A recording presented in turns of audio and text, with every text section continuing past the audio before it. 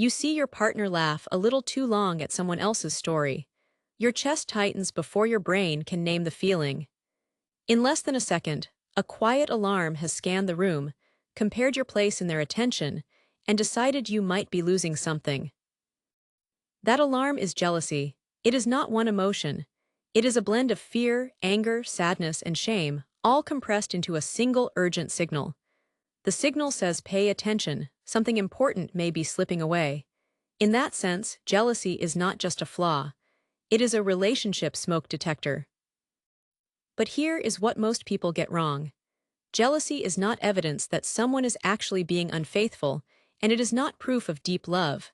It is evidence that your brain perceives a threat. The threat can be real, imagined, or remembered. The alarm does not care about the difference. That is why the same situation can leave one person mildly annoyed and another person awake all night.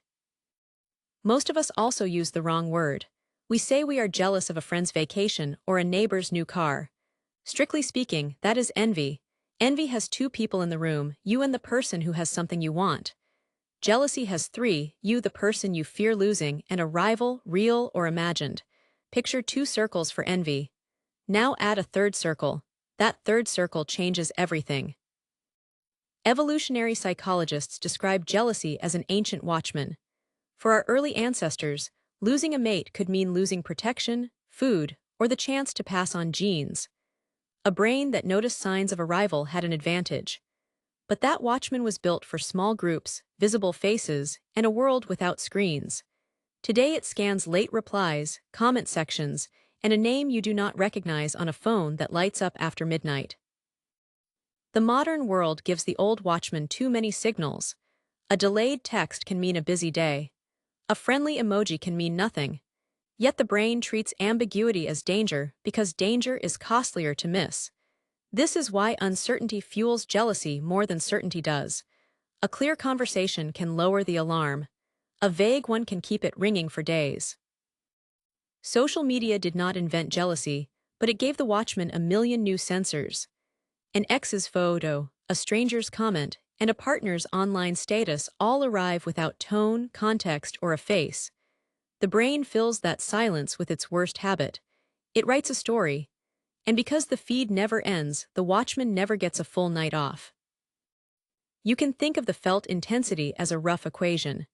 Felt threat equals perceived loss times uncertainty divided by trust.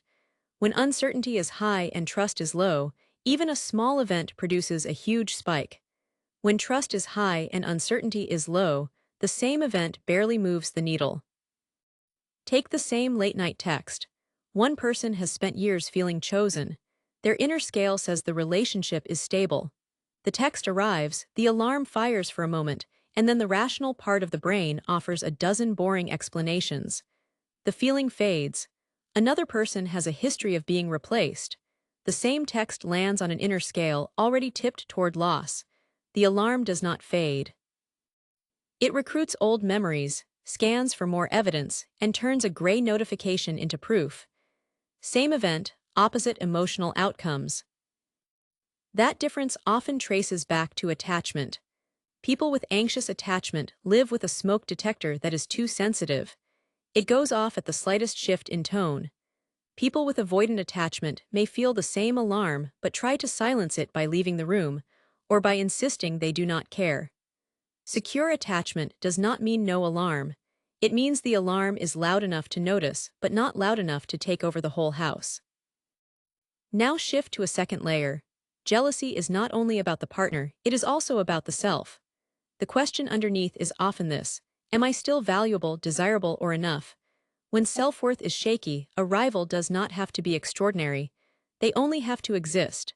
The brain compares two images, the person you are afraid of losing, and the version of yourself you fear you are. If the gap feels large, the alarm screams. This is why jealousy can strike even in secure relationships after a hard year, a new baby, a job loss, or a period of low confidence. The relationship may not have changed. Your sense of being a valuable partner did. The alarm picks up that internal drop and projects it outward as a suspicion. Here is another part most people miss. Jealousy can become self-fulfilling. You feel threatened, so you check their phone, ask repeated questions, or demand reassurance. The partner feels watched and controlled. They pull back slightly. Their distance looks like evidence, which increases your threat response, which pushes them further away. The alarm that was trying to protect the relationship begins to harm it. For decades, researchers have also asked whether men and women feel jealous about different threats. The classic finding says men react more strongly to sexual infidelity, while women react more strongly to emotional infidelity. But that gap is not destiny.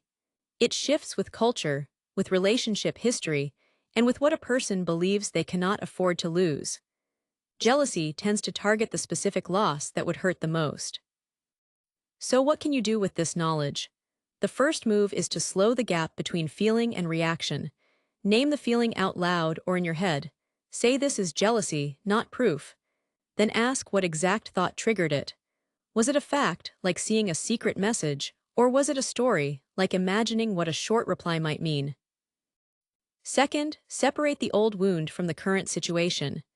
If your alarm has been ringing since long before this relationship, the present partner may be paying for a past betrayal. It is not fair, but it is common. Recognizing the source can stop the alarm from hijacking the present.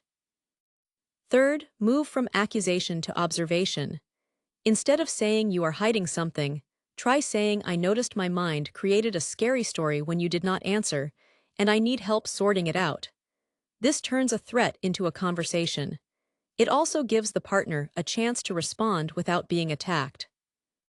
Finally, use jealousy as information. Ask what it is pointing toward. Is there a real boundary being crossed, or is there an inner fear that needs care? Sometimes the alarm is correct. A relationship can be unsafe, or a partner can be dishonest. But in most everyday cases, the alarm is not reporting a fire. It is reporting a vulnerable part of you that needs reassurance, a story that needs checking, or a relationship that needs clearer communication.